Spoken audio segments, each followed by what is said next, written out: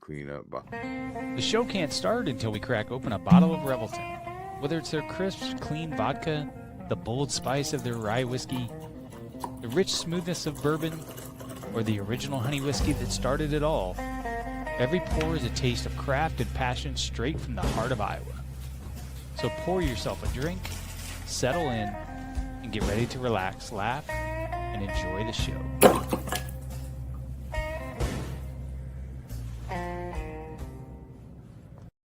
Hey, it's Andrew Downs. I'm proud to support Three Beards Media, and I would love to work with you. If you need merchandise for your company, organization, band, softball team, whatever, I can help. From name brand apparel to promotional items, large orders or small, online stores, and more, I can help your brand stand out. AKC Marketing is local, based in Johnston, and we are an employee-owned business, so our costs are low and our turnaround times are fast. But most importantly, we give you personal service to make sure you get exactly what you're looking for. Email me at andrew@akcmarketing.com or find me on social media and let's make some cool stuff together. Now sit back and enjoy this Three Beards Media podcast.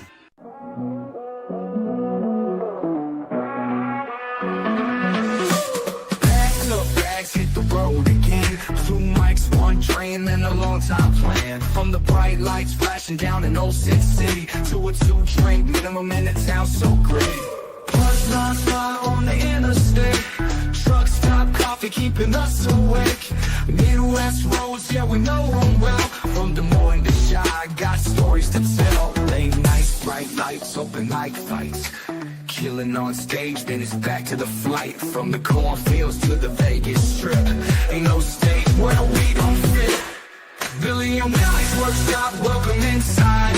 Where the jokes are sharp and the laughs collide. From the neon glow to the small town dive. Comedy's the road that keeps us alive. Comedy's road that keeps us. What up, Billy? What up with you? Not a damn thing. I know it's a big week for you. Is it? Well, yeah, it's the clash of the colleges. It's the the university hate week. Yeah, that's right, the hate week. I'm loving the hat though. I'm loving it. Did you mug a gay fisherman? What'd you do? Where'd you get that at? I did. Yeah. Yep. I mugged a gay fisherman. I took his catfish. That's right. That's I bought this at there's in the cultural center at the fairgrounds. Oh, really? Where I was doing the it's show. It's a tie-dyed bucket. Yeah, hat. there were some tie-dye people on the second floor. Yeah. When you were a kid, did you tie-dye stuff? Did you ever try it? I did not. No, I didn't either. So I bought it from them. I thought it was fun. That's not. You look fun. You look. Maybe next year at Hinterland, this is what I'll wear for my tan line. That would be nice. Actually, I'll probably get a better tan line. It's right. Just go right. I want the tan line to go just right above your eyebrows. That's the cycle of look we're looking for. This is my inclusive hat. This is I'm about inclusivity. Okay. Is that a word?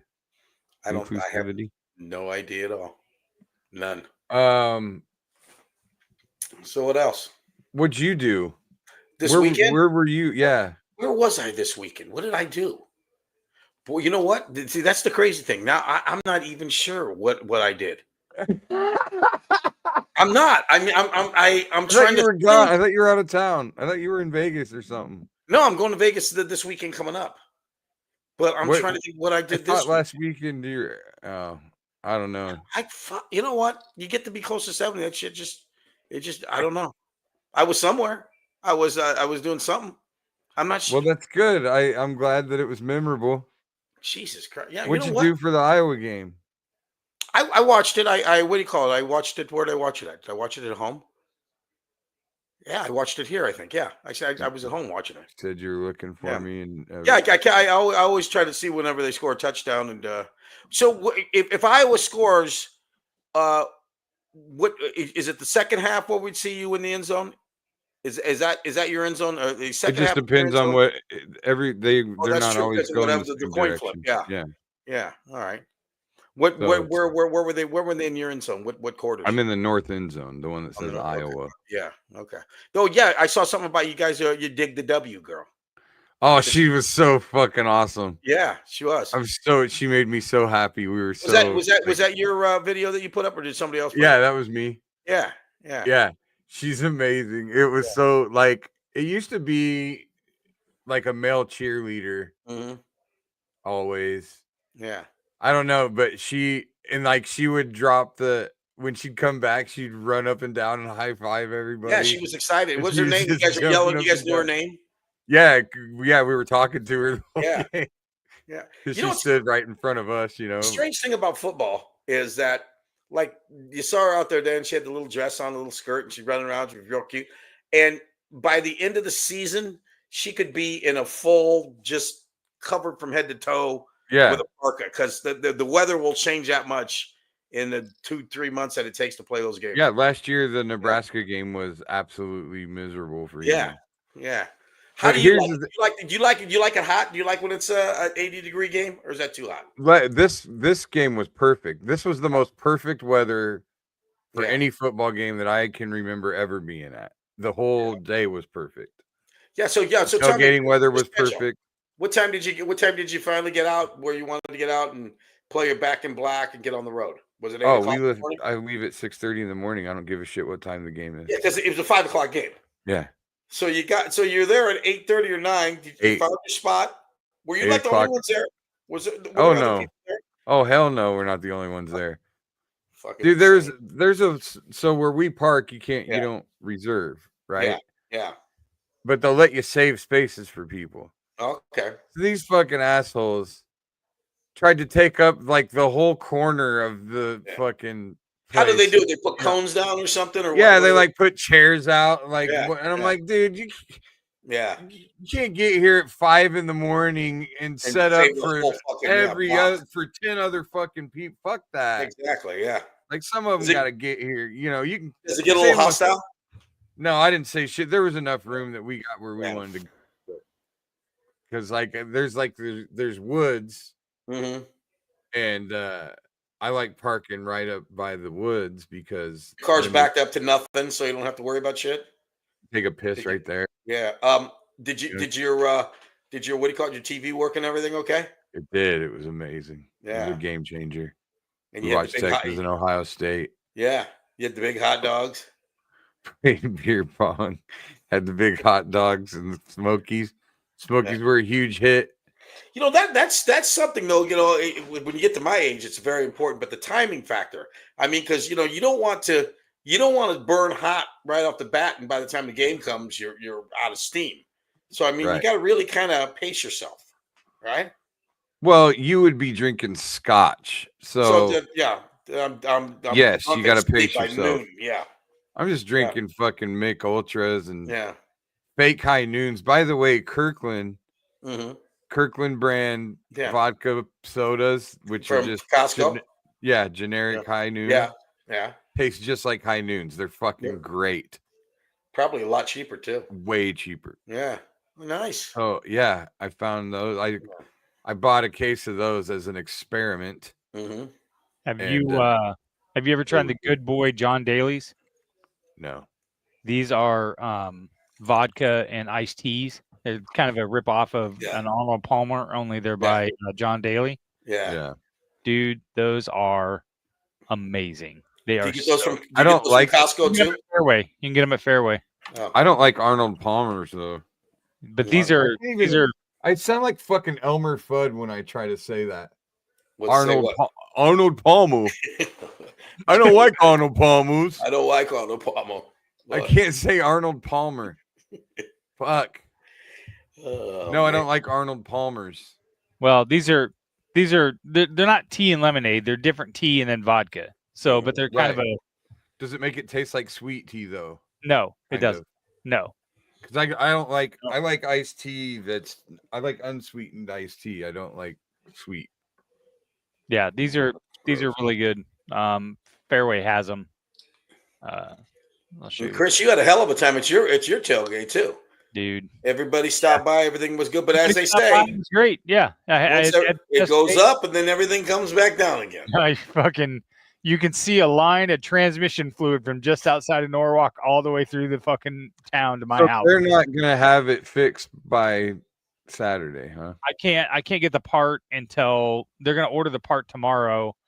It probably won't even get here till Friday. So I doubt that it'll be done. I mean, it could be, but I doubt that it'll be done by then. So if they get That's beat, a they're going to bummer, blame it on you dude. because that's like a Yeah, bad luck thing. I was super bummed. These are these John Daly's. Well, there you are. You should Good you boy. But should The tow Van it. Hayden guys are still going to hook up with me. They're still going to tailgate with us. They were Yeah. super cool, and they're going to still hang out with us. So You should tow it.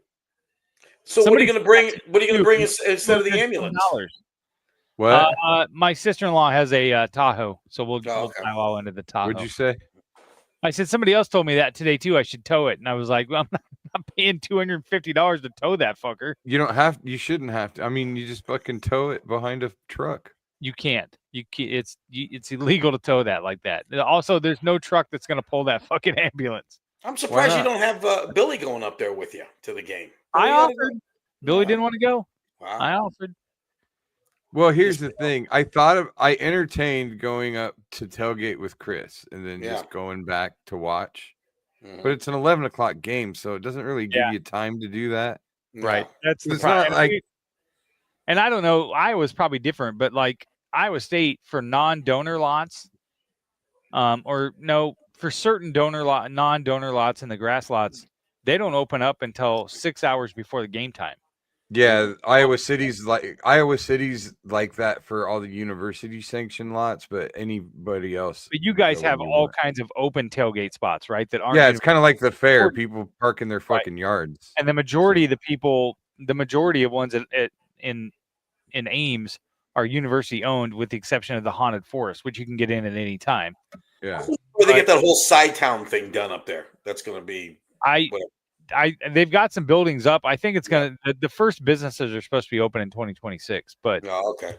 They got to become a revenue sport first. Dude, why do you got to fucking do that? Why do you got to do that? Speaking of the game, I will be. Nice fucking conversation, and you got to be a dick. He was just asking when it was going to be done. I was just saying. That has nothing. You got to start making money. That has nothing to do with it. Yeah, making money has nothing to do with getting these $1 million projects, multi-million-dollar projects done. It is going to be very cool when they get it done, though. Do you like it? You like the idea, Chris? You like what they're doing? I still have to kind of see the vision, right? Chris sounds like Trump right now. What'd you say? Chris sounds like Trump right now. It's a big, beautiful thing. Listen, that wall is going to cost way too much money. Oh, money has nothing to do with it. You know what? You know what Chris said, Bill? He said, we're going to build this side town, and we're going to have Iowa pay for it. The Hawkeyes are going to pay for it. They do pay for it when they sell out the game every year. Oh, my God. No, they do pay for it when they triple the ticket price on that game every year. At the very beginning, they kind of framed it that it's going to be like Ballpark Village down in St. Louis. Yeah. You know, bars and restaurants and this party cool. thing and all that, and this amphitheater. And now, you got doctors' offices in there, and which I Come get. on, get a free cleaning. Which I get. Those places are going to pay the bills, through non. Because you're talking a 2-month. But here's my thing. Yeah. Here's what I don't get is what a logistical nightmare. Let's say I just want to go to Sci-Town and party and watch the game somewhere there. Mm-hmm. How the fuck am I going to get there? It's surrounded by tailgate lots. Yeah. Like, what am I going to park like 2 miles away and walk to Sci-Town to watch? You got to park in a tailgate lot. Yeah, like it's not. That seems like not a fun time for me. Mm-hmm. So no shit. Now, non-home game days where they have game watches or whatever. Okay, now I can see going up there and then you got another 9 months of that. How's it going to sustain itself? You're still going to get a lot of people up there to. Whatever the businesses the doctor's offices are for. The doctor's offices and the chiropractors. Yeah, exactly. Well, guess where I'm going to be? 9 a.m. I will be at a bar, Resorts World in Vegas, watching the game because it'll be on at 9 a.m. there. Bloody Marys for me, buddy. That sounds amazing. Yeah. What are you? Are you going to Wizard of Oz? Yeah, I'm doing Bruno Mars on Friday, the Eagles at the Sphere on Saturday, and then Wizard of Oz on Sunday.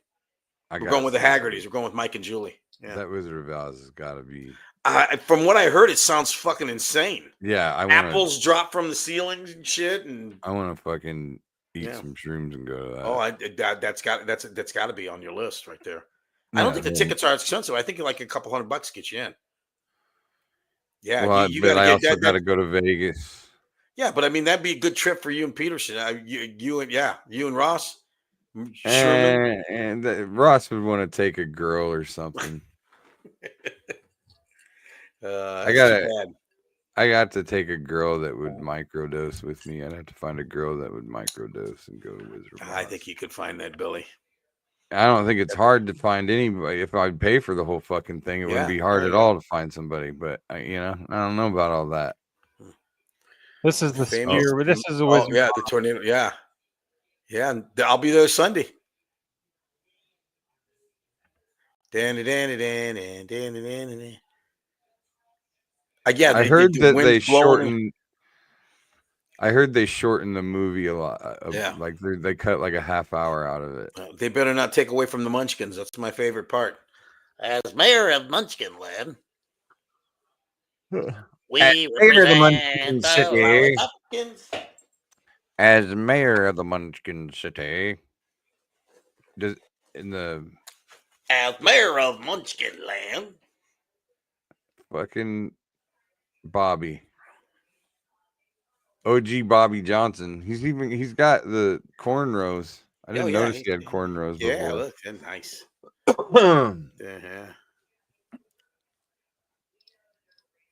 This might be the most racist thing you've ever done. It's not racist. We're like different strokes.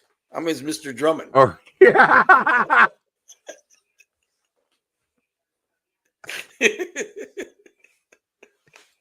It's not racist if I adopt him. It's right. Yeah, exactly. Thank God Danny T or Dante ain't watching this show. You got to get one of them fucking. Now you got to get a little ugly redheaded one. I got this ugly bitch right here. You remember when How about her? The little ugly redheaded kid came when Mr. Drummond started dating that one lady's son? I can't. No, I don't actually remember any of the actual. You don't remember Mr. Drummond ended up marrying this chick? Yeah. And she had a son, the little ugly redheaded kid. No, so what happened? They cut him? He was just, I don't know. It was the same fucking formula. Every sitcom is driven by the cute kid. Yeah. Well, do you remember? And then the kid grows up. That's why the Simpsons can keep going and stuff. Yeah. Because the kid grows up. The kid gets to a point where they're not cute anymore. Do you remember so Family then they try Affair? to bring in a new little kid. Let's see if this works. What you talking about, Willis? There you go. Like even Arnold, even Gary Coleman got to where he stopped being cute. Like his skin got darker, and boy, that didn't help him in the 80s. But there was a show called Family Affair with Mr. French, and they had the little boy there. He was so fucking ugly, he was cute. He was like I don't know how to explain it. Just find a picture of the picture of Family Affair with Mr. French. You had Rudy. Yeah. And then Rudy stopped being cute, so they brought in the other Raven. Olivia. They brought in what's her name? Raven Simone. Raven Simone. Yeah. Exactly. Then look how ugly that little motherfucker is.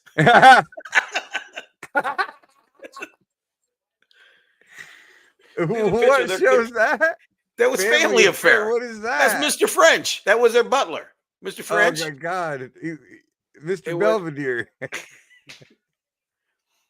Yeah.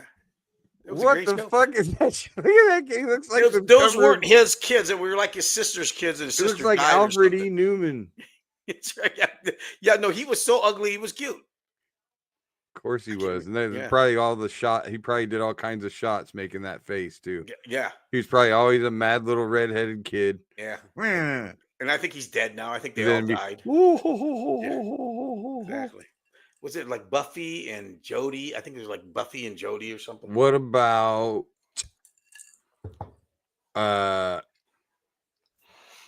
like Home Improvement? Yeah. Once the kids stopped being cute, that was pretty much done. That's true. This is true. They move them on. You know what? I went and had lunch today with a guy named Dave Higgins, the Higgins brothers, and Dave was on the show Malcolm in the Middle. Yeah. Do you remember that show? And they're now doing a Reverend Ray, Serious Killer Arnold on Brady Bunch. Series killer. Yeah. But anyway, who was Arnold? Who was Arnold? See, come on, I'm on to something here. Yeah. Chris, look up the fucking redheaded kid from Different Strokes. Hey, Reverend Ray, I heard you saw my wife at your neighborhood party. Fucking nuts. No, anyway, David Higgins was on Malcolm in the Middle, and he just got back from Toronto. They did a remake of Malcolm in the Middle with Bryan Cranston and all of them. Oh yeah, yeah. They filmed. He said they filmed like 4 to 6 episodes, and they're trying to get it picked up. Oh, that's fantastic. So it's Malcolm, and I said, well, how's Malcolm and all them looking? They used like 2 or 3 of one of the kid, like Dewey, the little kid. They don't use him anymore. That's Arnold from Brady Bunch. Yeah, and see, where'd he come from? What was his deal? He looks like John Denver when he was a child. So when Arnold came along, how old was Cindy? Mm-hmm. I'm telling you, as soon as the smallest and Bobby, as soon as the smallest kids stop being cute, they're like, "Oh shit, what are we gonna do now?" Donny Osmond, he stopped getting cute. They brought in his little brother Jimmy. I remember that. And then the fucking series is over. It buys them maybe 1 or 2 seasons. Then it's done. You just know at that point it's done. Like you're done. Danny Cooksey is who was on Different Strokes. He was on Different Strokes. Oh, the little redhead kid. Yeah, Different Strokes. Are there any kid pictures in there? Yeah, I'm working on. I'm trying to find one. Okay, but where'd this kid? I don't remember. You don't remember Arnold? No. Why? Where'd he come from? Why? What was he? The neighbor? What was he? Is that him? Yeah, there's the ugly redheaded kid. Danny Cooksey. That's the guy that showed up. He was Drummond. Phil Drummond got married, and that was his wife's kid. Oh, now did he grow up? He looks racist. That kid looks fucking racist. Did he grow up to be the kid in Salute Your Shorts? No, but he played John Connor's friend in Terminator 2. Remember when?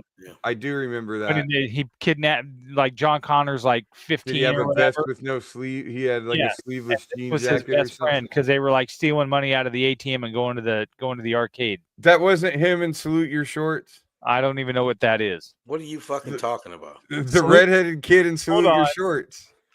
No. Look up Salute Your Shorts on Nickelodeon. Maybe. Hold on. This kid looks like him. Salute Your Shorts. IMDb. Let's see. Danny Cooksey. Yep. It's him. Ah! Yep.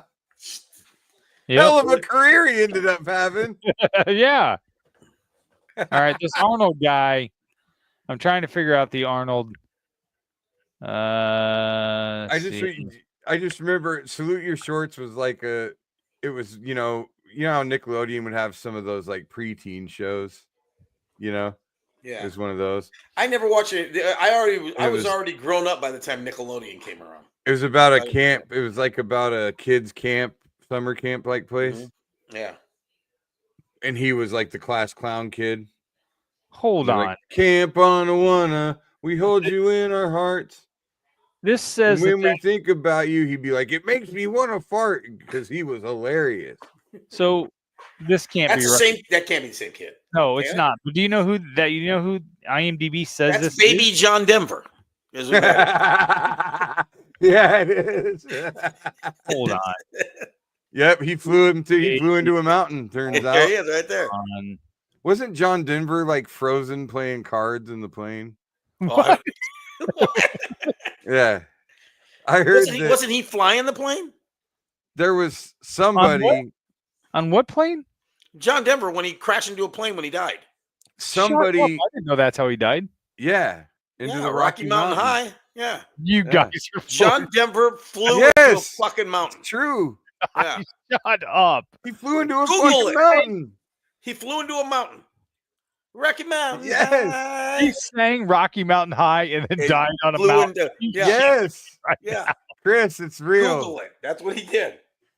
I swear to God, I heard that it might be an urban legend and it might not be John Denver, but there's a similar someone died in a plane crash like that. Yeah. And they lost like cabin pressure or whatever. All right, hold on. So they froze solid inside the plane. No, see now that's Payne Stewart. Payne Stewart. Payne Stewart, that's it. I'm like, shut And the plane up. flew alongside them and saw them. They were all Yeah, dead. saw they them were like all frozen. dead. They're playing cards, Yeah. right? Yeah. John Denver That was Payne Stewart was playing died. cards, right? You know what's Okay, kind of John sad? Denver did die in a plane crash. In the Rocky Mountains. He was. Hold on. I swear to God, no way. No, you're so full of shit. What? Denver died on the afternoon of October 12th, 1997, when his light home-built aircraft crashed into Monterey Bay near Pacific Grove, California, while making a series of touch-and-go landings at the nearby. I was like, but it doesn't sound as good. way Yeah. John Where Denver Payne Stewart's plane and crashed Rocky Mountain High and Where was died Payne crashing Stewart? into the Rocky Mountains. Where was Payne Stewart at? He was up in the air. They all They died up in the air. You know, this is kind of sick that we're doing that because 2 days ago was when my brother died in a plane crash. Oh yeah, I forgot. Yeah, I'm that's just right. sitting here talking about fucking making fun of plane crashes. Stewart was killed in a crash of a Learjet flying home from his home in Orlando to Texas for the year-ending tournament, the Tour Championship. Okay. Yeah. So I remember that. Yeah. I remember when that Because happened. they were Speaking of- reporting dead while the plane was still in the air. Yeah, because I it mean, was they- on they- autopilot. Yeah. Yeah. I Jesus just watched. Christ, Ray. Ricky Nelson was doing blow as a passenger on That, what? that is true too. In a plane, Ricky. That's how they died. They were smoking, either smoking crack or doing blow, and they all got killed in the plane crash. Ricky Nelson. That's true. Very good, Is Reverend. it, Ray. what from is that the Leonard Skinner? No, No, Ricky Nelson. Ricky Don't Nelson. you remember Ricky from the Nelson? Nelsons. I Oh. went to a garden party to The reminisce Nelsons, with my- the blonde haired dude. That their dad. Oh, Ricky Nelson was a good looking motherfucker. Their dad. Their Yeah, dad. their The dad. Nelson twins' Yeah, dad. Ricky Nelson was on. He was on a television show, The Nelsons. That was from the 50s and 60s. Yeah. Yeah. Yeah, died in Pull a up plane a picture of crash. Ricky Nelson. Handsome Five. son of a bitch. The pilot was criticized for not helping passengers who were found trying to escape the fire. I don't read anything about that he was doing blow. Maybe they left that Reverend out. Ray's got some inside information. He knew about the fucking killer serial kid, whatever. Who? Johnny Gosh. Baby John Denver. Denver. Speaking of plane crashes. Hold on. Here's Ricky Nelson. Let me bring up Ricky Nelson. Look, tell Billy, go look at that son of a bitch. Oh, what a dreamboat! He is a dream. He was. Yes. He was. Isn't he a dream? That's what all the girls said about him. Huh? Did he not have twins that sang that they named their band? Gunner? Yeah, and something. Yeah. Yeah. They're still good. They're still like doing shit. The They're Nelson. still out there. They had real long blonde hair like girls, like a couple bras. Gunner They had real long hair. and Gay. Stop it. Coming from Gunner the guy and with, Matt. with It's the Matt, fucking isn't it? tie-dye bucket hat. Isn't it on. Gunner Matt and Matt? Gunner. Yeah, Matt and Gunner. Matt and Gunner.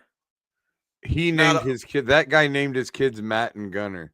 Mhm. Yeah, how guy is Gunner and then the other kid's name is Mike? Like or a Matt. regular, just a regular name. I got screwed on that deal, Dad. I think it's fucking funny that women were like, "Isn't he a dream? That's what it was back then. Oh, he's so boss. Let's go talk to him." You wish someone was saying that about you, Billy. Ricky Nelson's such a dreamboat. He's the cat's end. What? He's the cat's meow? pajamas. No, Cat's he's the cat's pajamas. pajamas. Yeah. Exactly. Did you ever? Do you remember saying any weird shit back in the When I day was a that kid? you don't say anymore? I was wondering about that. I'm so bad at remembering shit like that. I can remember songs, but I don't remember us ever having any. Did people actually talk faster? Like when you were a kid? Yeah, see, I'm gonna go down there, see, and I'm gonna tell you what I'm gonna do to you, right? I've seen this broad. She's pretty good looking. Yeah, she's got some couple Like when you sticks on listen to- her. Like when you listen to your dad on the phone, like talking to some guy, you know? You want to see something funny? Hey, Chris, listen here, you stupid motherfucker. Chris, you ought to Google my dad, YouTube my dad doing the Keep Offer Committee with Robert Kennedy talking to him. When he's just And pleading Robert the Kennedy fifth. keeps asking him questions, and my dad keeps taking the Fifth Amendment. But my dad's got that voice like that, like the guys back in the 50s. Well, I Once refuse again, to answer that. On as the to grounds not that it might incriminate incriminate. myself, Yeah, I will take the he fifth. sounds just like that. And there was another one when they're talking to him, and You think maybe they just my all dad the made the whole he made the whole audience laugh because the guy was yelling at my dad, and my dad goes, "That's quite a speech you gave there," you know. And everybody in the fucking started laughing. fucking All right, I insane. got it. Here we go. The sound quality is pretty bad, but It's pretty bad, but it's. But listen to my father, his cadence and his voice, though.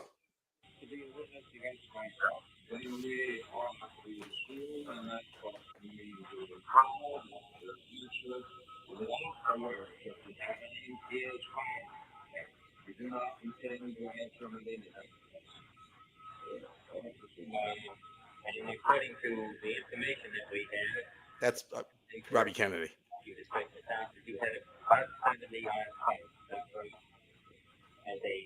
an amateur and as a professional fighter, I respectfully decline to answer. As under the Fifth Amendment to the United States Constitution, I assert my privilege not to be a witness against myself. You worked for the city of Chicago. You moved, according to our records, to Des Moines, Iowa, in 1938 and 1939. Yeah. I respectfully decline. You won't even answer where the fuck he lives. That he fucking bought. He just—that's all he keeps doing. He keeps taking the Fifth Amendment.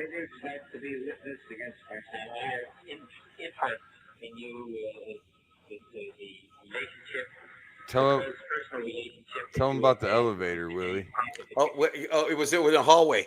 My dad wore sunglasses like me all the time too, because my dad, his nickname was Cockeyed Louie, so he had kind of a stigmatism. So he was like me. I wear these because I got bags under my eyes. I don't like people look at my eyes anymore.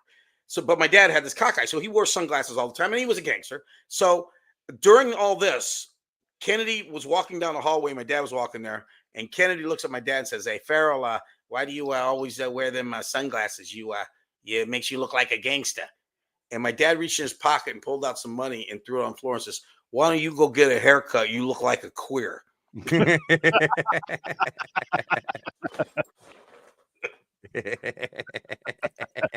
Yeah. Here's my pop. Oh God! I think I could listen to those stories all night long. Oh, there's a bunch of them. Yeah. But But their voices, they always had those voices where they talk. Like you said, they talk real fast. do you think maybe they just had them? Do you think this the microphones made everybody sound like that back then? Well, I'll tell you, if you let me talk here a second, I'll tell you what I'm going to say here. Yeah. Listen here, you silly dame. That's right. Don't make me show you the back of my hand, because I will. Just because I flashed you one of my better smiles doesn't mean That's we're right. going around. See? That's right. Why did they go see? So that's just funny, because my dad would be, you know how old my dad would be if he was alive today? 118. Do you think Or somebody's 117. He'd be 117. Do you think the life expectancy is going to get that long? They say the kids that are born right now they could maybe live to be 100. Well, not that the fucking Bobby Kennedy Jr.'s in there. I think life expectancy went down to about 34. Or the first time you get the measles, you're dead. No, I think our life, my life expectancy is not. I mean, I think I'm supposed to have like another 8 years left or 9 years. I think it's like 78 for men now. But they say the kids are born like in the 2000s. They should be hopefully get up to 100. But who fucking knows? My dad's gonna be 70 this week. Did he turn 70 this week? Yeah. Yeah, I said we graduated the same year, me and him. I think. What year is that? 74. Or is he 73? That sounds about right. 73 or 74. Yeah. It's nuts. Nutty. Yeah, it's weird. Like, go ahead. He's out there enjoying retirement. I'm here talking to fucking you. See how much better your life is than his? You talk to his kid more than he does. Oh, shit. Hey, did little Billy do his comedy thing then? No, that's coming up. Oh, it's coming up. That's in September, I think. Oh. I don't know what his ultimate plan is there. I said, me and you, we corner him, and he said, "Listen, we want to help you. We want to give you some advice." He doesn't want any. Huh. He doesn't want to. Okay. I don't know. Maybe he'd take it from you. He won't take it from me. Ain't that a bitch? I mean, I've tried to help. You're a proven comic. A proven comic. Yeah. Without a doubt. Professional comic. Have been for quite some time. I've tried to help him with a couple of like promos or whatever, but he doesn't. It just ends up an argument. Do you? I mean, do you have any idea what like his comedy stylings are? Does he say like my daughter? I think my daughter's. I mean, she's definitely got my sense of humor, and I think if I ever got her on stage, although she never do it, she never wants to do it. But I think if I ever did, I could probably see me and her. You know what I mean? Because we share kind of like the same sense of humor. Do you think you and your son share the same sense of humor? Well, yeah, on some level, Yeah, we laugh yeah. about a lot of the same shit. You know, Yeah. like How about you and your father? Yeah, definitely. Yeah, I get a lot of my sense of humor from him. I Yeah, think exactly. Yeah, like he's the reason I like Monty Python and yeah. That's nice. I Airplane. mean, yeah, Like that's those, yeah, those Airplane, Naked Gun, all Mhm. that stuff's because of my dad. yeah. We used to that's nice. when I was a kid, when we'd go to my dad's on the, every other weekend, that was one of the things was to rent movies. Mm-hmm. Yeah, And so we Blockbuster. back then, we didn't have Blockbuster back Let me then. ask you: when you were a little kid, when you went to those movie things, you ever try to sneak into the back where the dirty movies were? Gonna ask him that. Yeah, exactly. I used to try to. Couple movies, Billy. I'll be over here in this. I used to try to. They always had like the swinging doors, like a saloon, to get in the back I there. was really gonna. I used to try to play dumb and kind of steer my parents in there, but never could. Just to see the box would have been enough, and if you could have been able to read the box, that would have been enough. Well, that's the thing, man. I remember the first time I went to an adult video store. Fuck you pictures on the box. They're fucking. It's like Jesus. One of the craziest ones I ever watched was Madam's Family, and it was like a ripoff of Adam's Family, and there was a cousin Tit, and the chick had, had 3 boobs. Yeah. All right, cousin Tit. That's what I'm talking about. That used to be one of my favorite gifts to get people was go to the adult videos. Like, the internet's ruined that. Yeah. Like, oh yeah. You could go to the adult video store and find the most outlandish, fucking ridiculous themed shit. And like, Jer Dog one time. You remember Jer Dog? Oh yeah. Jer Dog for his birthday? It might have just been kind of a thank you gift. I don't remember. But I bought him a porno called Granny's Gangbang.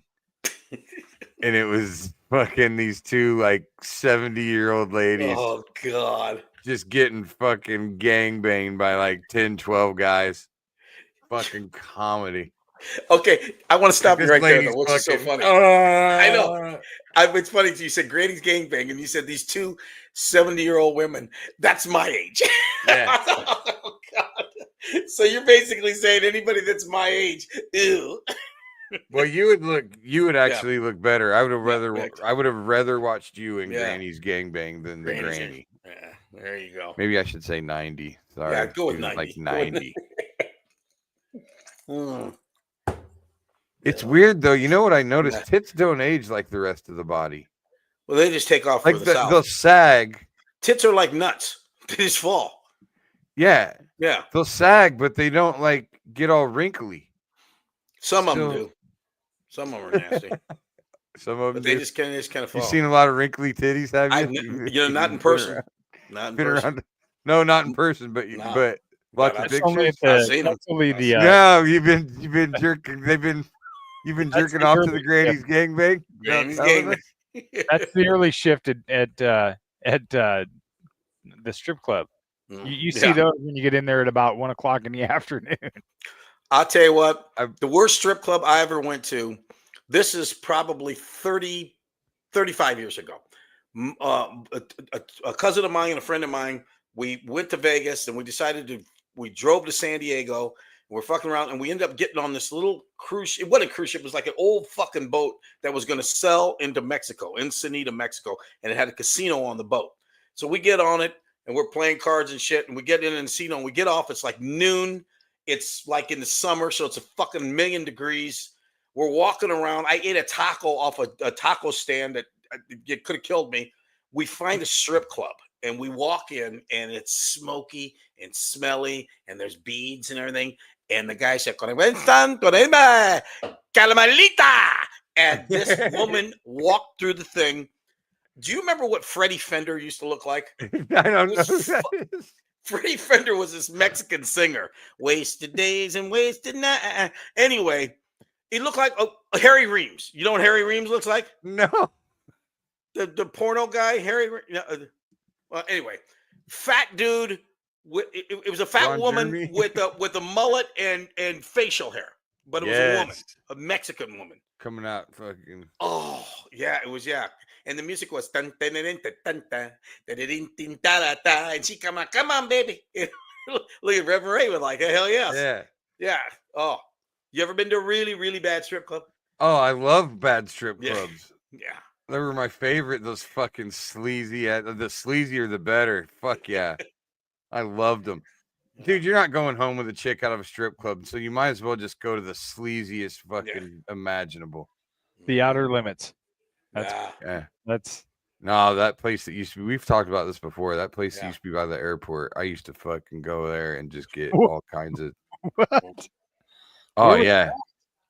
I think it's called the Landing Strip. Oh, you're right. We did talk about this. We did talk about this. You're right. Yeah. I just remember that blankets hanging up, blocking off rooms and shit. Like they didn't even have a fucking sign anymore. Oh yeah. You know, it's one of them places that like it used to be. Used to be like a decent strip club with a couple different stages and a couple different rooms, you know. And then it obviously shut down, and people kept buying it. I just trying to kind of do it, you know. What about the lumberyard? Is the lumberyard still around? I think so. Where men get wood or whatever it was called. So. Yeah, I think all those. That's down the street from Outer Limits. All the good old North Side strip clubs are still alive, baby. Yeah. Big Earl's is still alive. Oh yeah. Big Earl got shot in the park. Big Earl's, Outer Limits. Is Beach Girl still around? Beach Girls was over Yard, and what's the other one? Minx. Minx. No. So there's four of them. There's four of them over here on the good old North Side. Nice. Oh, you go to the South Side for Italian food. You go to the North Side for titties. For titty. Oh God. I remember like my favorite would be like Outer Limits would be like steak night. I'm like, what? Motherfuckers going to get their steak dinner at fucking strip. Well, you start thinking about it, it's like, you know what? Might as well have some fucking titties walking around while you eat your steak. You know what, Billy? Here's where you can make fun of Iowa State. That fucking goofy Royce, what's his name? Royce White, the guy that ran for Senate. He ran for Senate. And they quizzed him about his. They were questioning his stuff, and one of it was he had a bunch of money on a strip club. So they were asking him about, you spent money on the strip club that that the people paid, and he was saying that it was for the buffet or whatever. And he was saying you can get, and they kept asking him, what are you talking about? So apparently you've never been to good strip clubs because they got good. You get good food in there. Iowa State guy, Billy. He was a guy that could have been a pro. And he wouldn't fly. Don't lump that guy. Do you remember that? He said it wasn't because he wouldn't fly. It's because he was an absolute fucking racist nut job. That's why. He had anxiety issues. When when I was growing up, the whole rumor on the South Side is that there were just hookers walking all over 6th Avenue. That was. Oh yeah, that was the thing. Oh, that's what everybody. Yeah. Oh, let me tell you what though, Chris. When I was younger, there were a lot of strip. I mean, there were prostitutes on 6th Street. Ben Ulan used to do a joke back in the 80s where he'd say, "Hocus pocus, six and locusts." That's where I get my best tricks. That's right. That was a Ben Ulan joke. Hocus pocus, six and Focus is the loop though. That was on the loop. No. There used to be hookers, you go to like all the way up by. Well, I hate to say by North High School, but if you went down, you didn't go that far. You don't go that far, but no. You know, like Dreams. Yeah, like 6th and University. Yeah, exactly. Yeah. There were. Now you 6th and University. Now you just get some McDonald's there. Oh, you go to Sea Fresh. Get a good banh mi sandwich. Dude, you give that bitch a fucking Big Mac and see how much magic. Billy. Billy goes from nice Billy to all of a sudden he turns into dirty pimp Billy. You're like Will Ferrell when he's a gator. I don't know which is which, racist Willie or dirty Billy. I don't know which is which. He's like, hey, Do you You remember look like you haven't the other eaten in a guys? while, baby. What's the other guys when Will Ferrell is? What's his name? He's the pimp. Gator? No, it's not Gator, is it? I remember. When he gets with the I don't Even think I've ever Mendez. seen that movie. Is that I the You remember never one? one seen Other time Guys? I've not seen Other Guys. when I was. Oh yeah, other guys with Mark Wahlberg. Mark Wahlberg. It's top 10 funniest movie of all time. What? It's fucking hilarious. Whoa, Other that's Guys. Of Other all- Guys is hilarious. a top broad. 10 of all time Well, okay, top 20. out of everything you've seen in your life. Yeah. Top 20. It's top 20. Will Ferrell and Mark Wahlberg and No shit. what's his name? Michael Keaton. Fucking yeah. Who doesn't? Who doesn't love Dirty Billy? Huh? The Rock and Samuel Jackson are like, Yeah, the they're at the start of the movie. Yeah. They're the first Yeah. guys. Yeah, they're the starter. Then they get killed, and then the two other guys come in. But Will Ferrell and Mark Wahlberg are absolutely fucking hysterical. all right, what's your number one comedy Of all time? of all time? Number one comedy. Airplane. Oh, God. I mean, I like Broadway Danny Rose, Woody Allen Never seen movie. it. Never seen it. All old Woody Allen. Sleeper, Love and Death. A lot of old Woody Allen stuff. Bananas. Something that was made this century, Willie. These about- are all they're all in the 70s. So they How were about something that wasn't made by a child rapist? Right. I think That also includes Bill Cosby. You can't do it. yeah. Movies. No. Young I- Frankenstein. How about Airplane? Where's Airplane on your list? Airplane's up there pretty far. Mine is. Yeah, I'm gonna throw you for a loop. Mine is Midnight Run. that was great. Alan Midnight Arkin. Run's good. Yeah, that was good. Farina and all his outrageous, like, threatening things. Yeah. How about what do you call it? The Heartbreak Kid with Alan Arkin, the original, not the one with. I don't think I've seen that one either. Oh, that's fam. I just watched Naked Gun 33 and a third recently. Yeah. I love the Naked Gun movies. I Leslie The Nielsen's first Naked fantastic. Gun, Airplane, the first Naked Gun, Pee Wee's Big Adventure, Hot Shots, I'm a and then like that just from like kind of that time period, and Mhm. then I'm thinking like, dude, Shallow Hal when that came out, That was funny. that's That a was good very one. I funny. thought that was like the funniest Yeah. shit ever. Yeah. Old School is good. Yeah. Old School was great. Super bad. Oh, Really yeah. funny. Okay. Yeah. so I will say 40-Year-Old Virgin was funny. 40-Year-Old Charles- Virgin's really funny. Yeah. Charles Judd Grodin- Apatow. Charles Grodin is one of my favorite comedy actors. Oh, yeah. He's so dry. So that and Taking Care of Business with Jim Belushi. Okay. Yes, that's a good one. Yeah. Great Char- one. The file You never of facts. saw. Yeah, Yes. you never saw Heartbreak Kid with Charles Grodin, the original Heartbreak Kid No, with Charles no, Grodin. Well, no. you got to see that then. You I've got to watch that. And then Yeah. I gotta say, I will sit and watch Ted every fucking time it's on. Yes. Okay. There you go. There you go. I will Ted, watch Ted Ted. to me is top 5 of all I time, will watch Ted every without a doubt. time it's on. It's on. I need to go When they're back when and they're watch when they're Ted snorting the again. coke and they're talking about opening up the restaurant. Chicken Well, pie. And when he's trying to guess that chick's name, I just watched that clip today. Yeah. I'm good at this, motherfucker. I'm really good at this. Oh. Billy, did you watch Ted? You like Ted? Ted's all right. I need to watch All it right. again. Oh fuck. Have you watched the series on Peacock when it's I started Ted it. I and started it. I need to and go the back. character is in high school? Yeah. Even Yeah. funnier because Yeah. the parents Saw are that? Yeah. so uncomfortable. Yeah. Like just watching the mom is so uncomfortable in that show. But when Ted's in the duffel bag and the kids, he says, "Is he running?" He's talking about the fat kid. Oh, fucking, yeah, Ted's fine. Okay, Oh, Ted. God. Yeah, Ted's up there. Okay. I will not take Ted out of the top 5. So there you go. Man, It's it's hard. It's hard to narrow Yeah. anything down to a top 5. Yeah. It really is because they're so. I mean, Well, the greatest movies of all time, as we know, is Godfather 2 and Godfather 1.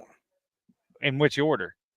I think 2 first. 2 So then 1. Willie, Oh, I the got to go. Three- I mean, and 3 doesn't exist. You got to go with does not 3. exist, no. Oh, dude, Andy Garcia is the best thing that No, ever happened to the Joey Godfather Zaza! series. That movie's an abomination. Andy Garcia is the best thing that ever happened to that series. So the first time I ever watched Oh, that, just one time. Say it to his face one time. And when he shoots him, he goes, Joey Zaza. And His he's overacting, his anger overacting is the worst. Here's the thing. as bad as that movie is, it has probably the most famous line for me out of all of them, and that's when he says, "Just when I think I'm out, they pull me back in." Yeah, that was a great line. And I like when Connie Sophia says to him, "They should be Coppola afraid of you," and then he says, "Yeah, they should be afraid of you." Sophia Coppola couldn't have been a worse actress. Well, they would have made the movie better if they'd have just killed her at the start, and just that would have been it. Just murdered her right away. First of all, come on, look at Andy Garcia.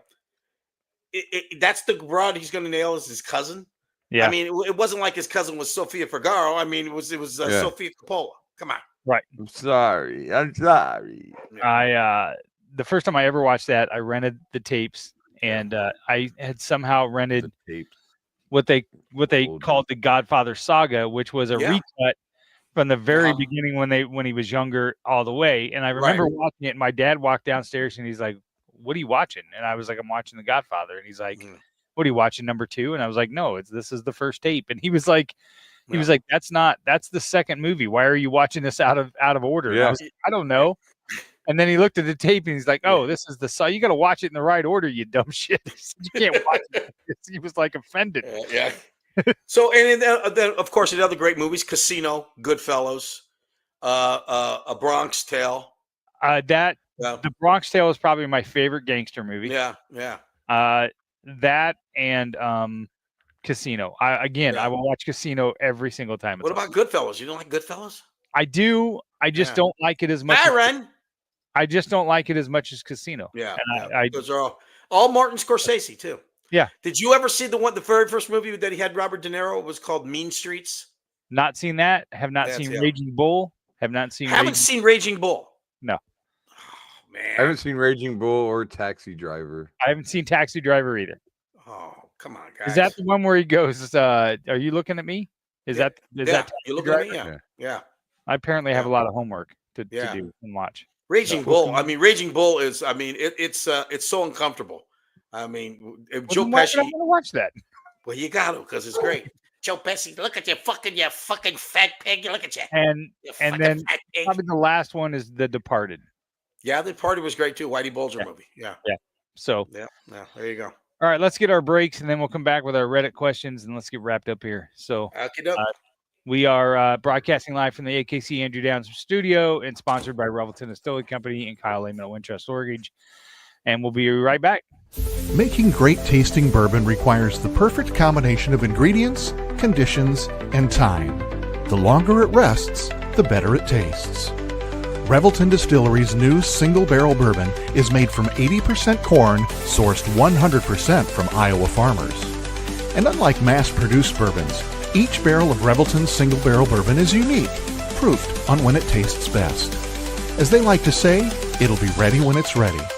And to ensure the highest standards of quality and flavor, owners Rob and Christy Taylor oversee the production and bottling.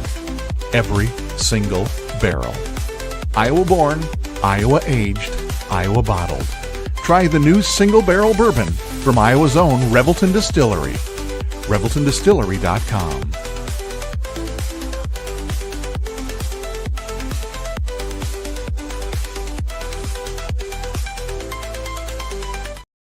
Whether you're buying, selling, or refinancing your home, or if it's simply time to renovate the one you're already living in, you need an experienced mortgage professional to help you analyze your financing options and to make sure the closing goes smoothly. And that's exactly what you get when you call Kyle Lehman at Wintrust Mortgage. Kyle's experience and expertise, coupled with Wintrust's rates and programs, ensures you'll get the mortgage that's right for you. You may even qualify for down payment assistance. Before you reach out to a realtor, call Kyle and get pre-qualified, empowering you to start shopping for the home of your dreams. Call Kyle at 515-473-0546. Kyle Lehman Wintrust Mortgage, 515-473-0546.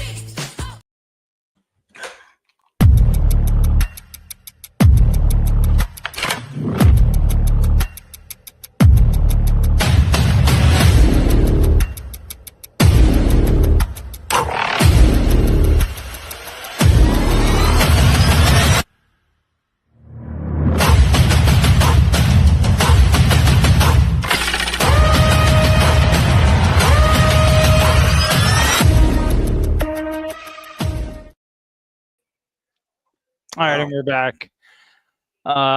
Before we left, we're going to get into our Reddit stuff. So, but let me ask you a question that occurred to me before the break here when you guys were talking about Billy's kid doing some comedy or whatever else. Mm-hmm. What do you think? If you guys could write jokes for me, do you think I could pull off one set somewhere in like a open mic night? Yeah, I mean, I the material I think we definitely come up with easy. It's just a matter if we can coach you into delivering it right. But yeah, we could definitely write you the material. What do you think, Billy? I think Jesus Christ, that was Billy just fucking. you know what? That's why I like Willie better. Canceled you right off the bat. Jesus Christ. Jesus. Would you want to try that? Fuck you. Yeah, I think it should be show material. Be good show material. I think that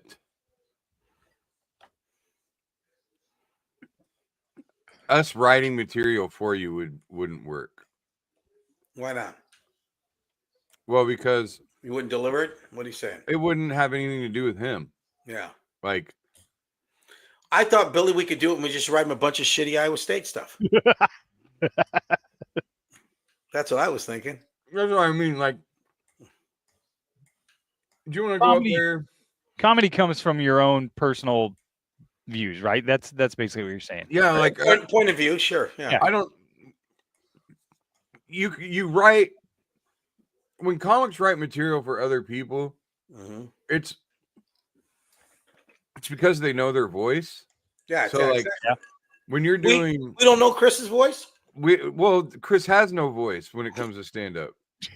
No, I'm saying we don't. He doesn't. He like Willie could write a joke that he thinks is funny that he knows he can't do. Yeah, and he'll be like, I'm gonna give that to Billy because Billy could actually pull that off with his voice. Yeah, gotcha. But see, you having never, like, we've got 20, he's got 40 years, I got 20 plus years.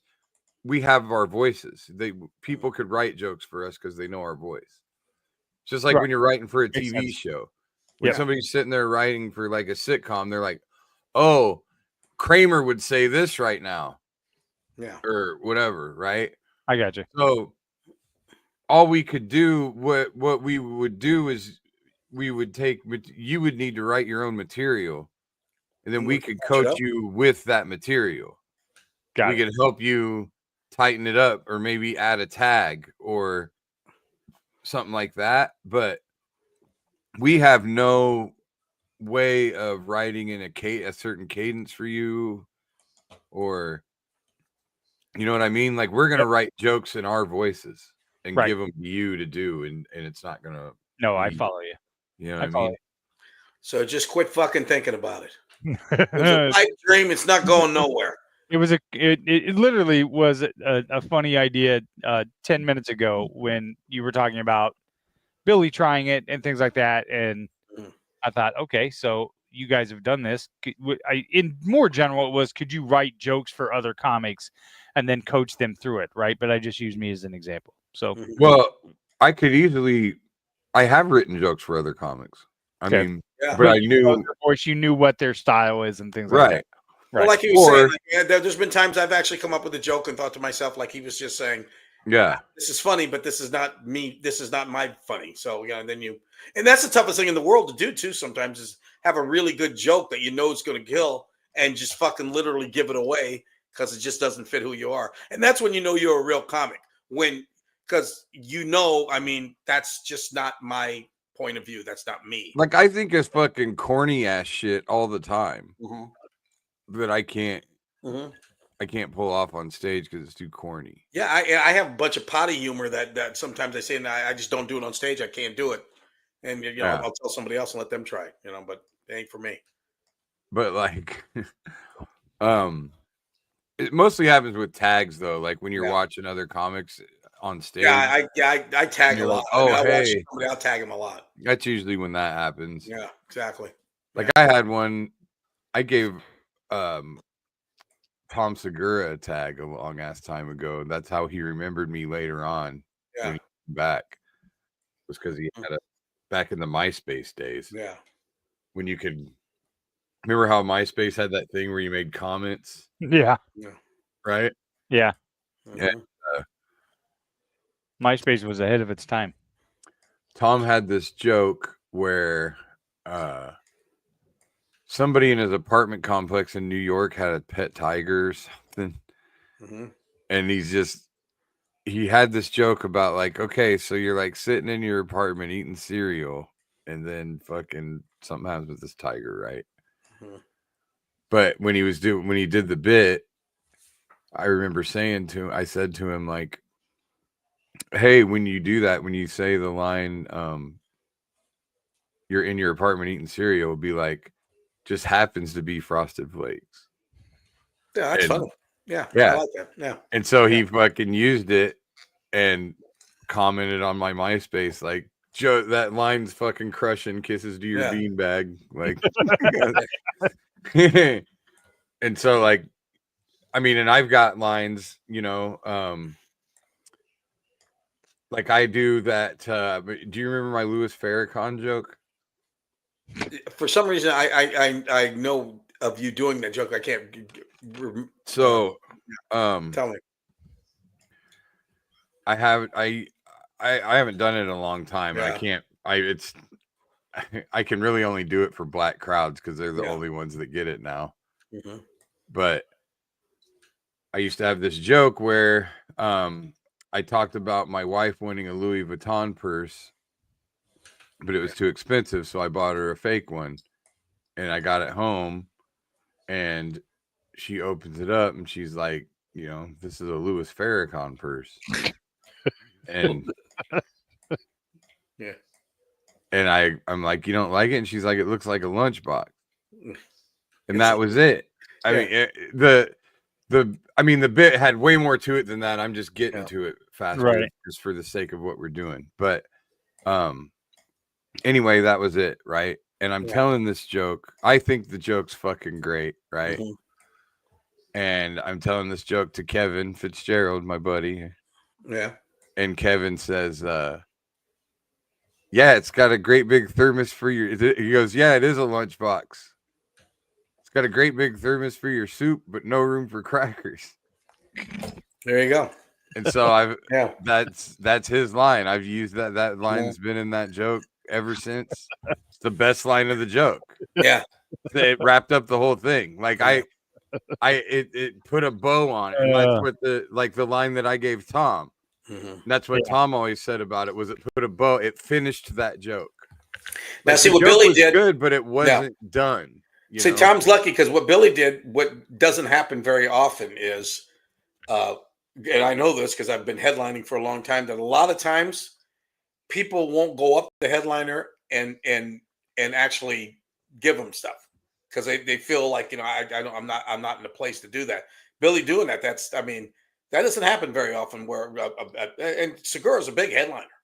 To go up there and actually say, at the time though, he was featuring for Jimmy Schubert. Oh, was he really? That was a while back then. Yeah, because as a headliner, I hardly ever get anybody ever trying to, you know, help me with my bets. Well, what's funny is, I wish it would something. What's funny is, I never watch hardly anybody enough. You know, and it's just one of those lucky deals where I just happened to be watching because I love Jimmy so much. Yeah, and I was emceeing, so I had to be in the room a lot more. Yeah. And he was doing that joke towards the end of his set, so I would see it each time. Yeah. And then he was getting ready to do a Comedy Central, but one of those Comedy Central half hours. You know what? You know what would be an interesting experiment, and I think it'd be kind of cool to do is just get a comic and then get like 10 of the best comics you can find, all headliners, all proven, and have them watch a comic do like just some material of his own, you know, like a middle act, and then see if these 10 headliners could just punch that act up, you know, just take that act apart and punch it up to where it's like a 30 or 40 minute headlining spot. If you had that many great minds working on it, you know what I mean? Yeah. That would be an interesting thing to see. Yeah, it would be. And it would, yeah. Well, because you look at like when Nikki Glazer's doing the Golden Globes. She had like 20 fucking writers. Yeah. Okay. Well, I'll tell you, if you want an idea of how funny some of these people are, people you don't even know, watch Seth Meyers or watch Colbert, and every night come up with shit that is just incredible. And when you think, because a lot of times it's from the day before, you know what I mean? Yeah. They're writing shit that happened the day before. Yeah. But I mean, you got 15 minds that are that brilliant, and they work on stuff. I mean, you just turn on Seth Meyers, and of course, Seth Meyers delivers it unbelievable, and so does Colbert. They're great comics. But that's the one thing that I thought about. No. I seriously considered moving just for that reason. To be a writer? I felt like I could have got a writing job at least. Yeah, no doubt you could. The thing about it is, though, I mean, just the pressure? The battle was, do I want to go to work every day like that? Yeah, exactly. And there's a lot of pressure. A lot of pressure on the fucking guys. And plus the fact that you don't get the credit. I mean, you get the credit. I mean, don't get me wrong, you get credit, but it's not the way, you know what I mean? Yeah. I think probably a lot of those writers go out that night and go do work the clubs, but well, you look at Mark Gross. Yeah. Oh yeah. I mean, yeah, he's Tracy Ashley. Tracy Ashley's doing really well. Yeah. That Mark Gross, Leanne Morgan, she's got a show now on. Yeah, is he writing for that now? Writing for it. He's he's executive producer. Yeah, it's his show. There you go. Yeah. There you go. Yeah. All right. Here we go. All right. First Reddit is, am I the asshole? Am I the asshole because I did not tell my bride she had worked up a sweaty smell on our wedding day? I married the love of my life. The wedding venue was a large, beautiful garden. During the ceremony, my bride smelled like perfume. During the reception, she danced a lot, walked a lot to talk to people, and she eventually started smelling more and more natural. It was not like the smell of someone who hasn't showered in days. It was just the smell of someone who had gotten sweaty all day and didn't put on deodorant. Near the end, she smelled herself, and she was so embarrassed. She asked me why I didn't stop from her embarrassing herself. And I said, I doubt most people notice. She said, now that we're married, I need to start acting more like a husband and have her back. Am I the asshole? No, you know what? That's what you call a no-win situation. Because in your mind, you're thinking to yourself, should I tell her? And you're thinking, oh, this could fucking throw the whole marriage. I mean, this could throw the whole wedding off. Yeah. What he should have done is actually went to maybe one of her bridesmaids or somebody else and went, hey, I can't say it, but why don't you help out? I got a perfect. Willie was dead on there. Yeah. So one time, I was this happened at Hinterland actually, several years ago, and there was a girl that was coming to set up shop with us, and at this time I wasn't a partner or anything. I just hung out and like whatever. And she comes and she's getting set up or whatever, and I just happened to notice she had like bright colored like stretchy pants on, whatever. Leggings. There you go. Well, she had evidently started her time of the month. Ooh, yee. Ooh. Yeah, and it was, you could see it. Well, yikes! No fucking way. Yeah, I'm gonna say something. Mm-hmm. Like, how do you, as a dude? And I didn't know this girl. I had just met her. Yeah. Oh God. So I went to Steph, mm-hmm. and I was like, Steph, so how you got to tell this girl? Hey, Bloody McGee over there, you want to say something? You got to tell this girl she's hemorrhaging. So, and then of course she tactfully sent her a text later. There you go. And so it's like she didn't even bring it up in front, so yeah. Billy, Mr. Manners blank, right there. That's what. Well, I mean, holy shit! Could you imagine Well, you know the old saying, don't kill the messenger. I mean, that's But You don't more need to so, do that. like from her point of view, how horrified she would Oh, be if yeah. she knew that I'm the one that noticed. it. Exactly. Yeah. You know what I mean? No. That's No, what I was exactly. thinking about more than anything. Yeah. Like I wasn't thinking about her really thinking I was Yeah. a pig. Yeah. I was thinking more along the lines of how humiliated she would be that I'm the one going, "Hey, Yeah. your fucking Hey, crotch is bleeding in front of God and everybody." Well, there you go.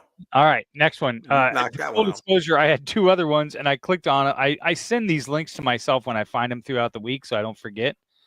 And I clicked on 2 of them, and Reddit removed them. So they were not safe for work, and they removed them, which is bullshit because they were really good. They were really good topics. It pisses You don't me off. remember him now? One of them was, let me go back here. Let's see. Well, let's do this one that I found, and then I'll go back and look. My boyfriend's mom kisses and massages him daily. I don't know how to handle it. Advice needed. I've been dating my boyfriend for about 2 years. I've met his parents twice. And the second time I started noticing some weird behavior between him and his mom. At first, I thought it was cute that he's close with his family, but then I noticed a few things that felt off. She texts him every night at 10 p.m. to say goodnight. It's excessive, but not alarming. By the way, this dude's 35 years old, and the girl is 30. So, but here's the problem: is how long has this been going on? I mean, if you let it go too long, then you know what? Then you missed your opportunity because now it's just going to seem weird. After spending 4 days with his family, I asked him if we could go out for a romantic dinner, just the 2 of us. As I grabbed my bag, he kissed his mom before we left, even though we were only gone for 2 hours. He also kissed her goodnight every night before going to bed. One morning at breakfast, he was checking the weather on his phone. When she came up behind him, buried her hips in his back, and sat there for 10 seconds. I was inches away and felt extremely disturbed, more like something a partner would do, not a mother. She randomly massaged his shoulders almost every day while he's sitting at the table with his phone. When I asked him about it, he said she's just being affectionate because his dad is closed off. But to me, the way she expresses crosses the line. I also noticed she doesn't do this with his sister, and he said it's because she doesn't like being touched. So maybe his sister already established some boundaries that I feel are missing here. Yeah. For some context, his dad is a sweet man who always provided for the family and supported her being a stay-at-home mom. He is very gentle and a Labrador type of man, and yet he gets no affection. If anything, he gets nagged and told off for small things, and they also have separate rooms. This bitch should just run. Just run, because it's not going to get any better. I mean, Mom sounds psycho. Yeah, exactly. I mean, you know what? I grew up in an Italian family. I kissed my mother and father. We kissed a lot. My mom, I kissed my mom every time I come into the room, every time I leave. But she was an old Italian lady. It wasn't like, it wasn't anything like that. But I mean, this sounds just weird.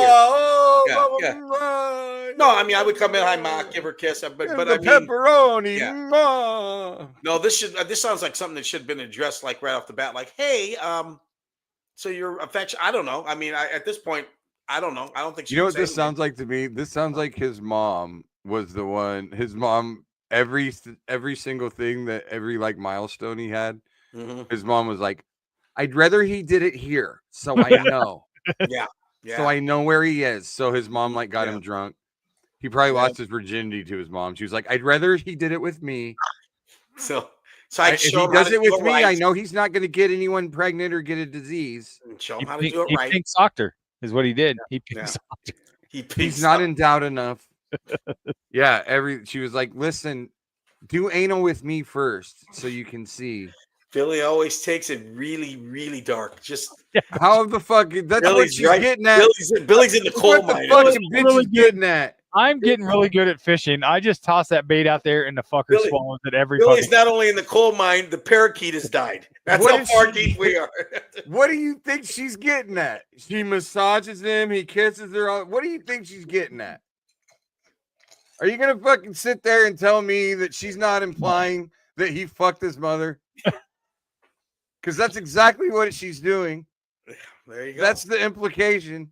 There's your answer right there, Chris. Am I wrong? I don't think we need to go any further. I think we got your answer. Here's the deal. Random massages between people is never just a random fucking massage. Normal. No. You know, I'm an affectionate person, but I don't like when people come up and rub my shoulders. I don't like that shit. Hey. Yeah. Yeah, there's nothing creepier. No, there isn't. And going up behind somebody and just starting to rub. Hey, your back's a little tight. Oh, you got a knot right. Oh, I feel a knot right here. Oh.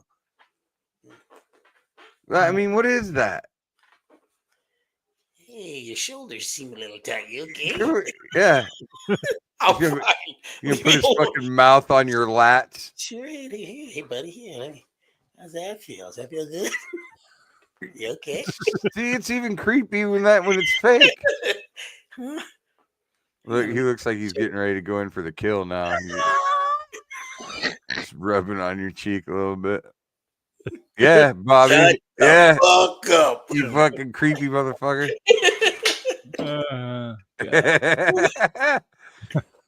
It's true though. I mean, for real. I mean, people do.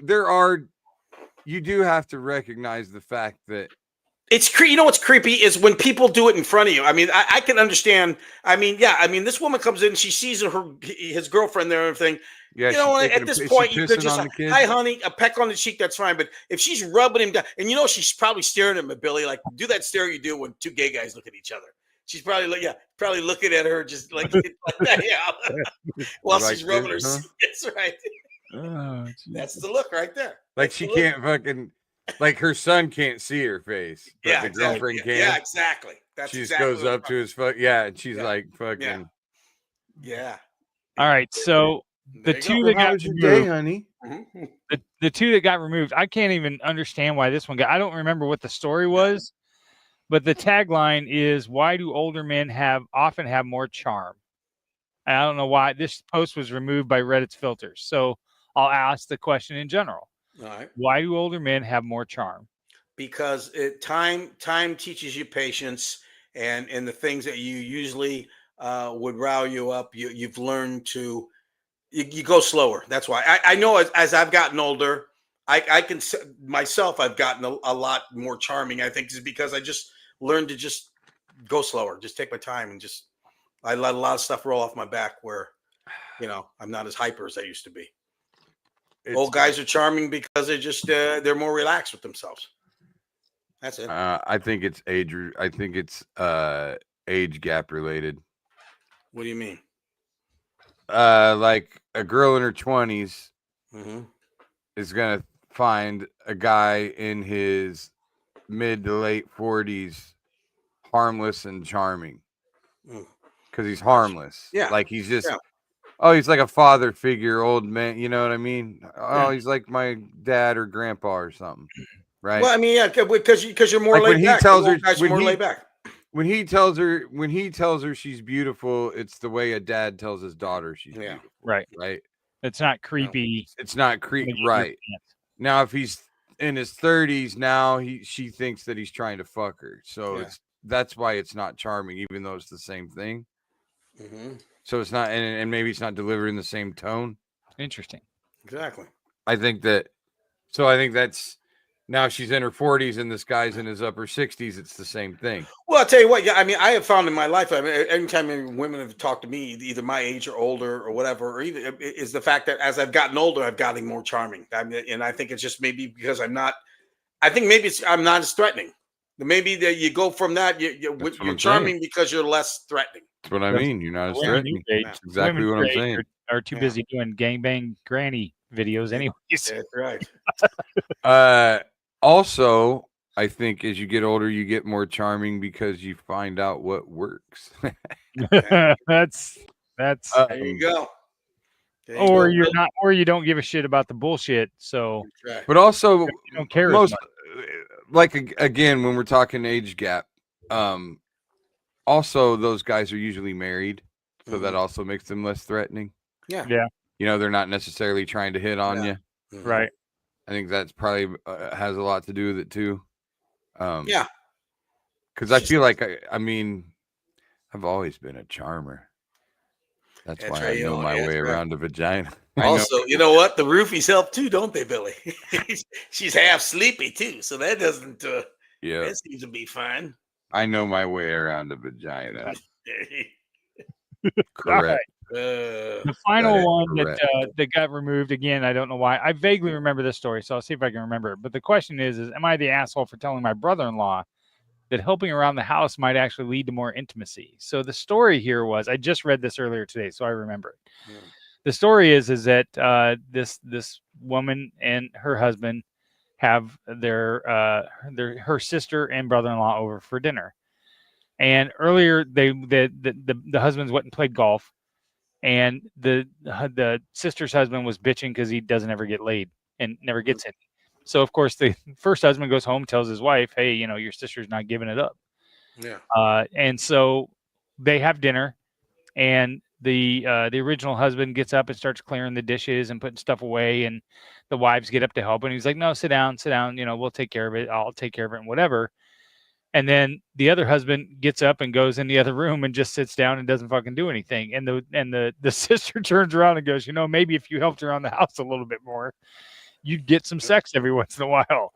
Yeah. And the guy got pissed and walked out. And then she wants to know if she's the asshole. So that's the gist of the story. Yes, you are the asshole.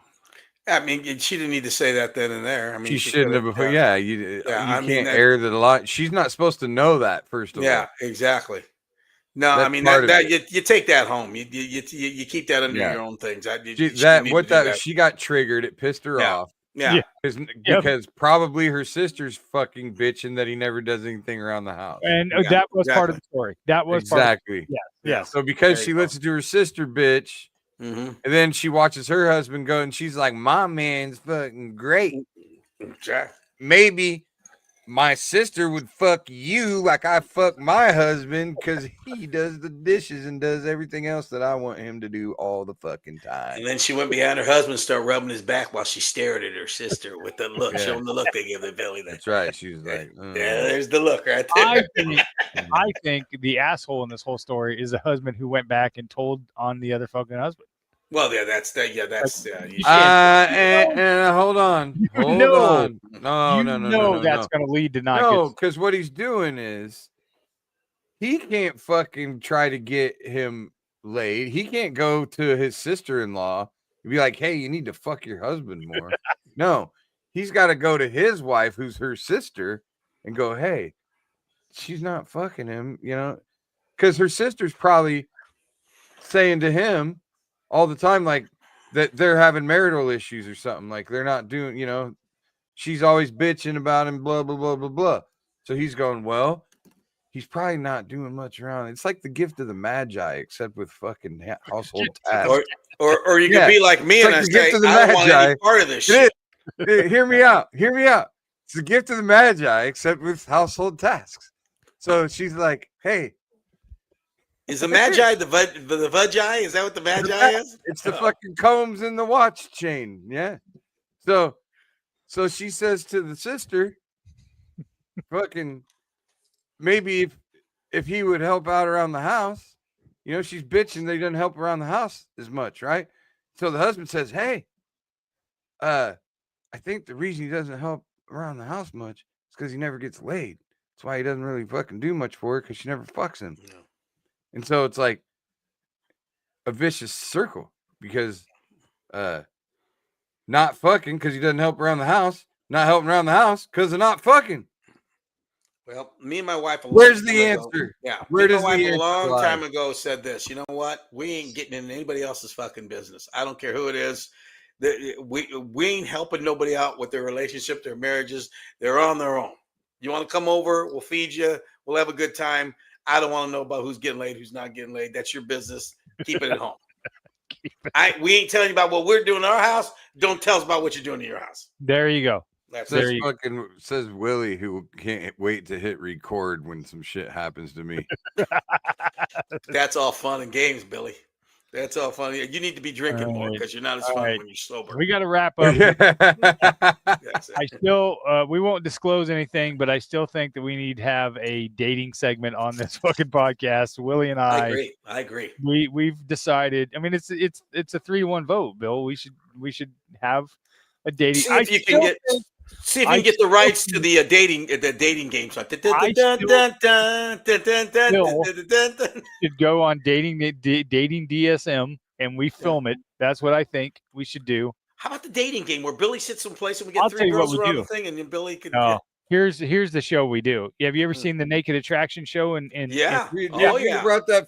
I'm telling need you, to Chris, do that. you jerk off to that show and you try to tell me you don't, because it's about the 4th fucking time that you've brought it up, and every time you bring it up, you guys heard about this? Oh, it's like, yes, Chris, we've heard about it from you 4 fucking times. What I want to know is how long does it take you to come every time you watch it? Because And you the bring it shows up went off a the lot. rails again. Bring it up Okay. a lot. Oh. I'm just trying to help you. Yeah. Why do you got to attack me? So now you're gonna film me going on the fucking speed dating. Are you gonna jerk off to that? Is that what? Is that I what want this the dating game. I want you is? You have sitting in some a stool. sick fucking. You know, it's cute that you pink- think that I don't jerk off to you at other times. Like it's not just when I true. film. He's got some fucking kink about watching dating shows. Yeah. He turns on old fucking Chuck All right. Woolery. I'm just saying, Yeah, Willie and I are just trying to help you out. Don't be rude. Right. But Chris Don't be- can't don't come be- unless he hears Chuck Woolery's voice. I'll be back in 2 and 2. Come on, Chris. You can do it. I'm Chuck Woolery. If the audience That's votes spade yes, and neuter. you guys, you can go on another date and we'll pay for it. That's right. There you go. We'll Perfect. buy the drugs Perfect. for you. Okay. Yeah. I'll go find a chick on this fucking Bet DSM thing, and you guys got to pay for us to go to the Bahamas after. Bet DSM. It's not Bet DSM. Oh, whatever. It's Date DSM. Did I say bet? Yeah, you did. Oh, that's what All I right. need. Some degenerate gambler in my life. Right? Yeah. All right, everybody. Say goodbye. Peace. Goodbye. All right, everybody. Thanks for listening to another episode of Billy and Willie's Workshop from the AKC Andrew Downs Market Studio. Even Bobby says goodbye. Fuck Bobby. Fuck you, Billy. Fuck you, Bobby. Fuck you, Billy. Just a mic and a dream. Now we ride this circuit, chasing that scene. Every heckle, every cheer, every silent stare. Made us sharper, made us bolder. We ain't going nowhere.